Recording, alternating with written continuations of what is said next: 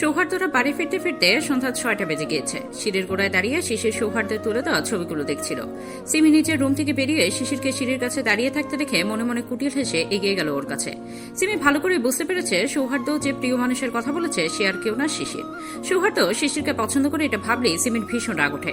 কিছু একটা তো করতেই হবে, না হলে এই সৌহার্দ্য যে ওর হাতছাড়া হয়ে যাবে, এটাই ভাবছে সিমি। ভাবতে ভাবতে শিশিরের একদম কাছে চলে এলো সিমি। শিশির এখনো সিমিকে খেয়াল করেনি। সিমি পেছন থেকে শিশিরকে একটা ধাক্কা দিল। ধাক্কার বেগটা এতই জোরে ছিল যে শিশির তাল সামলাতে না পেরে পড়তে নিচ্ছিল। সৌহার্দ্য বাগানের প্যান্ডেলের কাজ দেখছিল। সদর দরজা দিয়ে বাড়ির ভেতরে আসার সময় সৌহার্দ্য সিমির করা পুরো কাণ্ড লক্ষ্য করেছে। শিশিরকে পড়ে যেতে দেখে সৌহার্দ্য দৌড় দিল। দৌড়ে সে শিশিরকে আগলে নিল পড়ে যাওয়া থেকে। তারপর অগ্নিঝরা চোখে তাকালো পাশে থাকা সিমির দিকে। সৌহার্দ্যের এমন অগ্নিঝরা চোখ দেখে সিমির অন্তরাত্মা কেঁপে উঠল। ভয়ে সিমি দ্রুতগতিতে চলে গেল ওখান থেকে। সিমি চলে যেতে সৌহার্দ্য থমক দিয়ে রেগে রেগে বলল, চোখে দেখতে পাস না তুই? অন্ধ হয়ে গিয়েছিলি? সারাদিন এত কি তোর ফোনে? হ্যাঁ, দিন দিন বলদ হয়ে যাস, কিছু বুঝতে পারিস না? আরেকটু হলেই তো মুখ থুবড়ে পড়তে এখানটায়। তখন কি হতো ভেবে দেখেছিস একবারও? গর্ধব একটা। সৌহার্দ্যের এত কথার পিঠে শিশিরের চোখে পানি চলে এলো। শিশিরের সৌহার্দ্য ভাই তাকে এমন বলছে। সে কি বুঝতে পেরেছিল যে সিমি তাকে ধাক্কা দিবে? এখানে তার কি দোষ? সব দোষ তো ওই সিমি পেতনির। তবুও সৌহার্দ্য ভাই তাকে বকছে। শিশির একবার এই সিমি পেতনিকে হাতের কাছে পাক, তখন বুঝিয়ে দেবে এই শিশির কি জিনিস। সৌহার্দ্য তেজি গলায় আবারও বলে উঠল, হ্যাঁ, কিছু বললেই তো চোখে জল চলে আসে। নাটক যত সব। আমার সামনে সেরকম ফ্যাচ ফ্যাচ করে কাঁদবি না একদম। সৌহার্দ্যের কথাতে রাগে দুঃখে অপমানে শিশির মুখ ফিরে চলে গেল ওখান থেকে। শিশির চলে যেতেই সৌহার্দ্য একটা দীর্ঘশ্বাস ছাড়ল। সে বুঝতে পারছে যে সে তার মায়ের পাখিকে রাগের মাথায় একটু বেশিই বলে ফেলেছে। এখন মহারানী ভিক্টোরিয়ার এই অভিমান তারই ভাঙানো লাগবে। প্রতিদিনকার মতোই সিমির এখন কফি খাওয়ার সময়। ব্যস্ততার মাঝে দিলারা শেখ মেয়ের জন্য তখন কফি করে দিতে পারেনি, তাই এখন কফি বানিয়ে টেবিলের উপরে রেখে চলে গেলেন। সৌহার্দ্য ড্রয়িং রুমে বসে ল্যাপটপে নিজের কাজ করছে। কিছুক্ষণ পরে সিমি এসে কফিটা নিজের মুখে নিয়ে একটু খেতেই চিল্লিয়ে উঠল। সিমির চিৎকারে বাড়ির মহিলারা এক জায়গায় জড়ো হলো। মেরামন চিৎকারের কারণ জানতে চাইলেন দিলারা শেখ। কি হয়েছে, এভাবে চিৎকার করছিস কেন সিমি? সিমি কিছু বলতে নেবে তার আগেই রিমি বলল, হ্যাঁ কি হয়েছে বলতো? সারা বাড়ি চিল্লিয়ে মাথায় তুলছিস কেন তুই? সিমি গ্লাসে পানি ঢেলে ঢকঢক করে খেয়ে পুরো গ্লাসের পানি শেষ করে বলে উঠল, এই কফি কি বানিয়েছে মা? আর এতে লঙ্কা গুঁড়ো দিল কে? কেউ ইচ্ছে করে এমন করেছে, যে এটা করেছে তাকে আমি ছাড়বো না। দিলারা শেখ অবাক হয়ে বলল, সবসময়ের মতো কফি তো আমিই বানিয়েছি, তাহলে কফিতে লঙ্কা গুঁড়ো আসবে কোথা থেকে? সিমির মায়ের দিকে তাকিয়ে বলল, বিশ্বাস না হলে খেয়ে দেখো। সিমির কথায় রিমি কফিতে চুমুক বসালো। একটু খেয়ে ঝালে ফুসতে ফুসতে বলে উঠল, তাই তো, কফিতে লঙ্কা গুঁড়ো দেওয়া, কিন্তু কে তোর কফিতে লঙ্কা গুঁড়ো মেশাবে? সিমি বলে উঠল, জানি না। সিমি আর কিছু বলতে যাবে তার আগে ওর সৌহার্দ্যের দিকে চোখ পড়ল। সৌহার্দ্য ওর দিকে তাকিয়ে বাঁকা হাসছে। সৌহার্দ্যের চোখের দিকে তাকিয়ে আটকে উঠল সিমি। ওই চোখ যেন বলে দিচ্ছে, সবে তো শুরু সিমি, এরপরেও যদি আমার জানের দিকে হাত বাড়াও তাহলে তার পরিণাম অনেক খারাপ হবে, যা তোমার ধারণার বাইরে। সৌহার্দ্যের ওই আগুন ছড়া চোখ দেখে চোখ সরিয়ে সিমি কাউকে কিছু না বলে ভয়ে উপরে চলে গেল। রাত এখন 9টা বেজে 50 মিনিট। খাওয়া দাওয়ার পর্ব চুকিয়ে ছোটরা সবাই এখন ছাদে মাদুর পেতে বসে আড্ডা দিচ্ছে, শুধু সিমি বাদে। সৌহার্দ্যের ভয়ে সিমি আর এখানে আসেনি। শিশির সবার সাথে কথা বলেও সৌহার্দ্যের সাথে কথা বলছে না। এটা আর কেউ লক্ষ্য না করলেও সৌহার্দ্য ঠিকই বুঝতে পারছে। শিশিরের বারবার সৌহার্দ্যের দিকে চোখ পড়লেও সাথে সাথে আবার চোখ ঘুরিয়ে মুখ বাঁকাচ্ছে। সেই সন্ধ্যা থেকে সৌহার্দ্যকে ইগনোর করে চলেছ। এতে যেন সৌহার্দ্যের কিছুই ভালো লাগছে না, কেমন একটা দম আটকে আসার জোগাড়। সৌহার্দ্য বেশ ভালো করে বুঝতে পারছে যে তার মায়া পাখির রাগ এত সহজে আর ভাঙবে না। তাকে কিছু একটা করতেই হবে, না হলে পরবর্তীতে এই রাগিয়ে পাহাড় সম অভিমানে পরিণত হবে। সৌহার্দ্য লক্ষ্য করেছে এই রিমির কাজিন চাঁদনি নামক মেয়েটাকে শিশিরের সহ্য হচ্ছে না। সৌহার্দ্যের সাথে মেয়েটা যখনই আগ বাড়িয়ে কথা বলতে যাচ্ছে তখনই শিশিরের মুখে রাগের আভা ফুটে উঠছে। সৌহার্দ্য কিছু একটা ভেবে চাঁদনি নামক মেয়েটাকে উদ্দেশ্য করে বলে উঠল, চাঁদনি, নিচে কি আমার জন্য একটু কফি নিয়ে আসবে প্লিজ? ব্যাস, সৌহার্দ্যের এতটুকু কথা যেন শিশিরের গায়ে আগুনে ঘি ঢালার মতোই কাজ করলো। চাঁদনি কিছু বলতে যাবে তার আগে শিশির তড়িঘড়ি করে উঠে দাঁড়িয়ে বলল, আমি এক্ষুনি নিয়ে আসছি সৌহার্দ্য ভাই। চাঁদনি আপু কেন শুধু শুধু আবার কষ্ট করতে যাবে? বলেই সিঁড়ির দিকে দৌড় দিল। শিশিরের এই কাণ্ডে সৌহার্দ্য মনে মনে বলল, যাক, শেষ পর্যন্ত আমিই জিতলাম মায়া পাখি। শিশির কিছুক্ষণের মধ্যে কফি নিয়ে হাজির হলো। কফির কাপটা সৌহার্দ্যের হাতে দিয়ে আবারও নিচের জায়গায় গিয়ে বসে পড়ল। শিশির বসতেই শামীম বলে উঠল, এটা যে কোনো বিয়ে বাড়ি সেটাই মনে হচ্ছে না, বিয়ে বাড়ির কোনো ফিলই পাচ্ছি না এখানে। শামীম আরো কিছু বলতে নেবে তার আগে ধ্রুব ওর কথার মাঝখানে ফোরন কেটে বলল, না, এখানে তো শ্রাদ্ধ চলছে, দেখতে পাচ্ছিস না? শামীম ওর কথাতে কর্মর দৃষ্টিতে চেয়ে নিজের ঠোঁটের উপরে আঙুল রেখে শান্তস্বরে বলে উঠল, চুপ কর ধ্রুবের বাচ্চা, আগে আমার কথা শেষ করতে দে। বলি সবার দিকে তাকিয়ে বলল, তো আমি কি বলছিলাম যেন? কুয়াশা শামীমের কথার উত্তরে বলে উঠল, বিয়ে বাড়ির ফিল নিয়ে বলছিলেন আপনি। শামীম মনে পড়ার মতো করে বলল, ও হ্যাঁ, তো শোনো, সবাই এখন আমরা গানের করে খেলবো, আর গান হবে কিন্তু নাচ হবে না। সেটা কি করে হয়? তাই গানের পাশাপাশি নাচেরও ব্যবস্থা করা হবে। সৌহার্দ্য শামীমের দিকে তাকিয়ে ভ্রু নাচে গম্ভীর কণ্ঠে বলে উঠল, তো নাচবে কে? তুই? শামীম দৃঢ় কণ্ঠে বলে উঠল, অবশ্যই হ্যাঁ। সৌহার্দ্য বলে উঠল, নাচের নও তো জানিস না, তুই এবার নাচবি? শামীম মুখে কিছু না বলে লাজুক ভঙ্গিতে মাথা নাড়ল, মানে সে নাচবেই। গানের গুলি খেলা শেষে শামীম দ্রুতগতিতে উঠে দাঁড়ালো, দাঁড়িয়ে ধ্রুবকেও টানতে লাগলো নাচার জন্য। শামীমের টানাটানিতে ধ্রুব বলে উঠল, তুই নাচবি নাচ না, আমাকে কেন টানছিস ভাই? শামীম ধ্রুবকে টানতে টানতেই বলে উঠল, তোকে ছাড়া নাচটা একদম জমবে না ভাই। মনে নেই ট্রুথ অ্যান্ড ডেয়ার খেলার সময় তুই কত সুন্দর দিলবার দিলবার গানে নেচেছিলি? শামীমের কথাতে ধ্রুবর মনে পড়ে গেল নিজের বেইজ্জত হওয়ার কথা। সঙ্গে সঙ্গে ধ্রুব আটকে উঠল। ধ্রুব বেশ জোরেই বলল, না তুই নাচ, আমি আর বেইজ্জত হতে চাই না। ধ্রুবর কথা শামীম আর শুনল কই, ধ্রুবকে টেনে নিয়ে গেল নাচতে। অতঃপর গানের তালে তালে ধ্রুবকে নাচাতে লাগলো। ইশক ভরা লাভ এই গানের তালে তালে শামীম আর ধ্রুব নাচছে।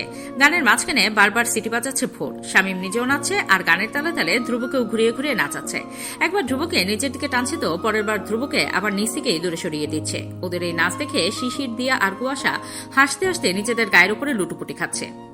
নাচের পর্ব শেষে সবাই নিচে আসতেই সিমির চিৎকার শুনতে পেয়ে সবাই দৌড়ে গেল ওর রুমে। সিমির চিৎকার শুনে মোর্শেদ সাহেবের মেয়ে রিনি বলে উঠল, কি শুরু করেছিস তুই সিমি? সন্ধ্যা থেকে এত চিৎকার চেঁচামেচি করছিস কেন?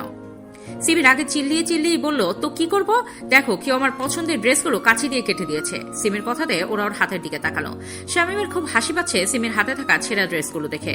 অন্যের প্রিয় মানুষের দিকে হাত বাড়ানো বেশ হয়েছে। সিমির হাত থেকে চোখ সরিয়ে অন্যদিকে তাকাতেই শিশিরকে দেখে সবটা বুঝতে পারল। শামীম সৌহার্দ্যের কানের কাছে গিয়ে ফিসফিস করে বলে উঠল, শিশিরের দিকে তাকিয়ে দেখ, ও কিভাবে হাসছে। মনে হচ্ছে সিমির ড্রেসগুলোর এই হাল শিশিরই করেছে। সৌহার্দ্য এবার শিশিরের দিকে তাকালো। শিশির এক কোণে দাঁড়িয়ে মিটিমিটি করে হাসছে। শিশিরের হাসি দেখে সৌহার্দ্যের একটা হাত আপনা আপনি বুকের বাপাশে চলে গেল। হৃদযন্ত্রটা দ্রিম দ্রিম শব্দ তুলে বাজছে। শিশিরের হাসিতেই তো প্রথমবার মুগ্ধ হয়েছিল সৌহার্দ্য। একটু পরে কেউ যেন হঠাৎ করে বলে উঠল, কি হচ্ছে এখানে? আমার বোন এইভাবে কাঁদছে কেন? কথার মালিককে দেখতে সবাই পেছন ফিরে তাকালো। বাইরে দাঁড়ানো ব্যক্তিকে দেখে সৌহার্দ্য দাঁতে দাঁত চেপে রইল। সিমির রুমে প্রবেশ করলো 28-29 বছরের যুবক। তাকে দেখে রিমি সিমি দুজনেই তাকে জড়িয়ে ধরল। রিমি হালকা রাগ মিশ্রিত কণ্ঠে বলল, ভাইয়া কতদিন পরে এলে তুমি? 2 বছর আগে এসেছো, এতদিন পরে আমাদের কথা মনে পড়লো তোমার?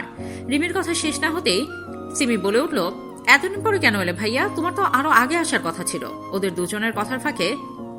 দুজনের কথা শুনে রাদেফ হালকা হেসে বলে উঠল, আসার কথা তো আরো আগেই ছিল, কিন্তু একটু কাজে আটকে গিয়েছিলাম বলে আসতে পারিনি। সেসব কথা বাদ দে, আগে বল তুই কাঁদছিলি কেন?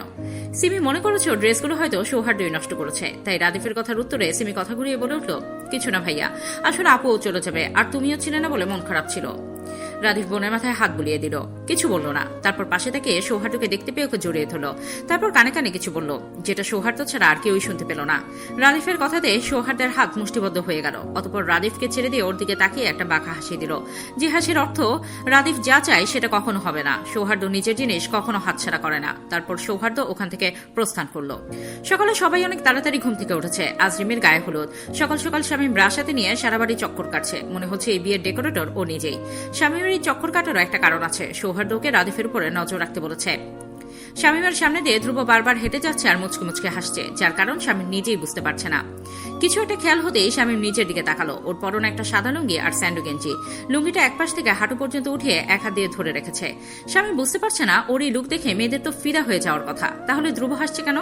এসব ভাবতে ভাবতেই ধ্রুব নিজের দিকে মুচকে এসে এগিয়ে আসতে দেখে মুখে থাকা ব্রাশটা ওর দিকে ছুড়ে মারল শামীম। ব্রাশ ছুড়ে মেরে রুমের দিকে গটগট পায়ে হেঁটে যেতে যেতে শুনতে পেল ধ্রুব শব্দ করে হাসছে। হলুদের অনুষ্ঠান শুরু হবে সন্ধ্যা 6টায়। এখন বিকাল 5:30।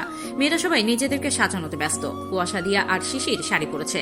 এই প্রথম বাঙালি স্টাইলে শাড়ি পরেছে শিশির। সবাই অন্য স্টাইলে শাড়ি পরলেও শিশির এইভাবে পরেছে। ছেলেরা সবাই হলুদ ও কলাপাতা মিশেলের পাঞ্জাবি পরেছে, শুধু সৌহার্দ্য বাদে। শিশিরকে বড় মা মোহনা বেগম শাড়ি পরিয়ে দিয়েছেন। হলুদ রঙের শাড়ির সাথে ম্যাচিং করে হাতে চুড়ি পরেছে শিশির। চুলগুলো খোপা করা, খোপায় গেঁথে নিয়েছে নিজের অতিবপ্রিয় কাঠগোলাপ। ঠোঁটে লাল লিপস্টিক লাগিয়েছে, সাথে চোখে গাঢ় কাজল। শিশিরকে দেখতে আজকে সদ্য ফোটা পরিস্ফুটিত ফুল মনে হচ্ছে। আজকে ওর এই রূপে যে কেউ ওর উপরে ফিদা হয়ে যেতে বাধ্য। শিশির সিঁড়ি ডিঙিয়ে নিচে আসার সময় সৌহার্দ্যকে চোখে পড়ল। সৌহার্দ্যের পরনে নেভি ব্লু কালারের পাঞ্জাবি আর সাদা পাজামা, হাতে সিলভার কালারের ঘড়িটা। শিশির মনে হচ্ছে এই নেভি ব্লু কালারটা সৌহার্দ্যের জন্যই তৈরি হয়েছে। কাজের মাঝে সৌহার্দ্যের চোখ গেল সিঁড়ির দিকে। শিশিরকে দেখে সৌহার্দ্যের হাতে থাকা ফোনটা ফ্লোরে পড়ে গেল। তবুও সৌহার্দ্যের ধ্যান ভাঙল না। ও শিশিরের দিকে অপলক দৃষ্টিতে তাকিয়ে রইল। শিশির সিঁড়ি ভেঙে আস্তে আস্তে নিচে নেমে এলো। সৌহার্দ্য এখনো অপলক দৃষ্টিতে তাকিয়ে আছে শিশিরের দিকে। সৌহার্দ্যের এমন ঘোর লাগা দৃষ্টিতে তাকিয়ে থাকা দেখে শিশিরের আর সাহস হলো না ওর দিকে তাকানোর। তাই একবার তাকিয়ে চোখ নিচে নামিয়ে নিল। সৌহার্দ্যের পাশ কাটিয়ে যাওয়ার সময় সৌহার্দ্য খপ করে ওর হাতটা টেনে ধরল। শিশির পাশ ফিরে সৌহার্দ্যের ধূসর বর্ণের চোখে চোখ রাখলো। বেশ কিছুক্ষণ পরে চোখ নামিয়ে নিল। ওই ধূসর বর্ণের চোখে চোখ রাখা যে মুশকিল। বেশি সময় তাকিয়ে থাকলে যে শিশিরের বাধ্য মনটা অবাধ্য হয়ে পড়বে। তখন শিশিরের সৌহার্দ্য ভাই হয়তো ওকে অশুভ বলে আখ্যায়িত করবেন। শিশিরের এসব ভাবনার মাঝে সৌহার্দ্য গম্ভীর কণ্ঠে বলল, একা একা কোথাও যাবি না, দিয়ার কুয়াশার সাথে থাকবে, আমার চোখের আড়াল হতে যেন না দেখি তোকে। বলে গটগট পায়ে ওখান থেকে প্রস্থান করল সৌহার্দ্য। পেছন থেকে শিশির অপলক দৃষ্টিতে তাকিয়ে রইল সৌহার্দ্যের দিকে। অষ্টাদশী এখনো বুঝতে পারছে না যে কেন এই মানুষটা তার সামনে আসলে সে নিজেকে হারিয়ে ফেলে, বারবার কেন সৌহার্দ্যের প্রতি ওর মুগ্ধতা কাজ করে, সেটাই বুঝে উঠতে পারছে না শিশির। কই, অন্য কারোর প্রতি তো এমন মুগ্ধতা কাজ করে না? বুকের ভেতরের হৃদযন্ত্রটা দ্রিম দ্রিম আওয়াজ তুলে না? তাহলে কেন কেন শুধু সৌহার্দ্য ভাই সামনে আসলেই শিশিরের নিজেকে হৃদরোগে আক্রান্ত রোগী মনে হয়? বাগানে হলুদের জন্য স্টেজ সাজানো হয়েছে, বাচ্চারা চারদিকে ছোটাছুটি করছে। স্টেজ থেকে কিছুটা দূরে চেয়ারে বসে আছে ধ্রুব, শামীম, ভোর আর রিমির অন্যান্য ছেলে কাজিনরা। সবাই স্টেজের দিকে মুখ করে বসে থাকলেও শামীম উল্টো দিকে তাকিয়ে মনমরা হয়ে বসে আছে। কিছুক্ষণ পরপর হতাশা মিশ্রিত দীর্ঘশ্বাস ছাড়ছেও। শামীমকে এভাবে উল্টো দিকে তাকিয়ে থাকতে দেখে ধ্রুব পড়ে উঠল, কিরে ভাই, ওইদিকে মুখ ঘুরিয়ে রেখেছিস কেন? শামীম হালকা ঘাড় ঘুরিয়ে ধ্রুবর দিকে তাকিয়ে বলল, ওই স্টেজের দিকে তাকালে আমার নিজের গায়ে হলুদের কথা মনে হয়। কবে যে সেই দিন আসবে এই তরুটাও রাজি হচ্ছে না। ধ্রুব দুষ্ট হেসে বলে উঠল, কোথাও একটা পোড়া পোড়া গন্ধ পাচ্ছি, মনে হয় কারো পেছন পুড়ছে। ভোর, তুই যা তো গিয়ে এক বালতি পানি নিয়ে আয়। ধ্রুবর কথাতে শামীম কটমট দৃষ্টিতে ওর দিকে চাইতে ধ্রুব আর ভোর শব্দ করে হেসে উঠল। ধ্রুবকে হাসতে দেখে শামীম ধাম করে একটা কিল বসিয়ে দিল ধ্রুবর পিঠে। কিল দিয়ে শামীম হনহনিয়ে কেটে পড়ল ওখান থেকে। কিলের জোরটা বেশি না হলেও ধ্রুব চেয়ার ছেড়ে উঠে দাঁড়িয়ে দৌড় দিল শামীমের পেছনে। ধ্রুবকে নিজের দিকে দৌড়ে আসতে দেখে শামীম উল্টো দিকে দৌড়াতে দৌড়াতে বলল, দেখ ভাই, ভালো হবে না কিন্তু, আমাকে দৌড় করাবি না, মাম্মাকে ফোন দিয়ে বলে দেব। ধ্রুব শামীমের পেছনে দৌড়াতে দৌড়াতে বলে উঠল, এ কথা তোর আমাকে মারার আগে মনে রাখা উচিত ছিল। তুই আমাকে আগে মেরেছিস, তাও আমার গার্লফ্রেন্ডের সামনে। এখন আমি তোকে না মারলে রাতের কাছে আমার প্রেস্টিজ চলে যাবে। শামীম অবাক সুরে বলল, আমার থেকে তোর গার্লফ্রেন্ডের কাছে তোর প্রেস্টিজ বড় হয়ে গেল ভাই? আমি ঠিকই জানতাম। শামীমের কথায় ধ্রুব ভ্রুযুগল কুচকে বলল, তুই আবার কি জানতি? আমি জানতাম তুই এখন আর আগের মতো আমাকে ভালোবাসিস না। ধ্রুব হতাশার শ্বাস ছাড়ল। শামীম সবসময় তাকে ইমোশনাল ব্ল্যাকমেইল করে। ধ্রুব বলে উঠল, তুই একটু বেশি বুঝিস। দৌড়াতে দৌড়াতে শামীম একটা রুমের মধ্যে চলে এলো, এসে দরজার পাশে লুকিয়ে গেল। ধ্রুব শামীমের পিছু পিছু ওই রুমে ঢোকা মাত্রই শামীম ধ্রুবর হাত পেছন থেকে ধরে ওয়াশরুমে ধ্রুবকে রেখে বাইরে থেকে ওয়াশরুমের দরজা লক করে দিল। ঘটনাটা এত দ্রুত ঘটল যে ধ্রুব কিছুই বুঝে উঠতে পারল না। শামীম বাইরে থেকে একটা শয়তানি হাসি দিয়ে বলল, নে এখন চিল্লা, আমি গেলাম। এখন তোর গার্লফ্রেন্ডে এসে তোকে বের করে নিবে ওয়াশরুম থেকে। ধ্রুব চিল্লিয়ে বলে উঠল, শামীম মা, একবার খালি আমাকে বের হতে দে, তখন দেখিস তোর কি হাল করি। তুই সবসময় আমাকে ইমোশনাল ব্ল্যাকমেইল করিস, আবার সুযোগ পেলে আমার পেছনে বাস ঢুকিয়ে দিস। শামীম ধ্রুবকে উদ্দেশ্য করে বলল, ভুল বললি ভাই, ওটা বাস না, বুলডোজার হবে। বাই বাই, টাটা, ভালো থাকিস, গেলাম আমি। বলি শামীম দ্রুতপদে ওই রুম ত্যাগ করলো। রিমিকে একে একে সবাই হলুদ ছোয়ালো। এখন সবাই মিলে ছবি তোলায় ব্যস্ত সময় পার করছে। দিয়া হাতে একটা হলুদের বাটি নিয়ে এগিয়ে আসছিল শিশিরকে লাগানোর জন্য। তখনই সৌহার্দ্য দিয়াকে পেছন থেকে ডেকে বলল, দিয়া তোমাকে ভোট ডাকছে, এক্ষুনি যাও। দিয়া পেছনে ফিরে সৌহার্দ্যকে উদ্দেশ্য করে বলল, ঠিক আছে ভাইয়া, যাচ্ছি। দিয়া স্টেজের দিকে হাঁটা ধরতেই সৌহার্দ্য আবারও বলে উঠল, হলুদের বাটিটা আমার কাছে দিয়ে তারপর যাও। সৌহার্দ্যের কথাতে দিয়ার কপালে ভাঁজ পড়ল। দিয়া সৌহার্দ্যের দিকে তাকিয়ে বলল, আপনি এটা দিয়ে কি করবেন ভাইয়া? দিয়ার কথাতে সৌহার্দ্য অনামিকা আঙুল দ্বারা ঘাড় চুলকে বলে উঠল, তেমন কিছু না। দিয়া কিছু বলতে যাবে তার আগেই ভোরকে ডাক দিল। দিয়া সৌহার্দ্যের হাতে হলুদের বাটিটা দিয়ে ওখান থেকে স্টেজের দিকে হাঁটা ধরল। শিশির রুমে এসেছে শাড়ি পাল্টে নেওয়ার জন্য। শাড়ি পরলে তার কেমন অস্বস্তি লাগে, বেশিক্ষণ শাড়ি পরে থাকতে পারে না। শাড়ি পাল্টাবে, এর জন্য রুমের লাইটটাও অন করে নিও। শিশির যে না কাঁধে রাখা শাড়ির আঁচলের সেফটি পিন খুলতে নেবে, তখনই আচমকা কেউ একজন অন্ধকার থেকে ওর হাত খপ করে ধরে ফেলল। ভয় শিশিরের অন্তরাত্মা কেঁপে উঠল, শরীরটা থরথর করে কাঁপছে। শিশির এখন কাউকে ডাকতেও পারবে না, যদি কেউ ওকে খারাপ ভাবে তখন। শিশির ঘুরে যেই না লোকটাকে ধাক্কা দিতে যাবে, অমনি লোকটা শিশিরের হাত দুটো তার এক হাত দ্বারা চেপে ধরল।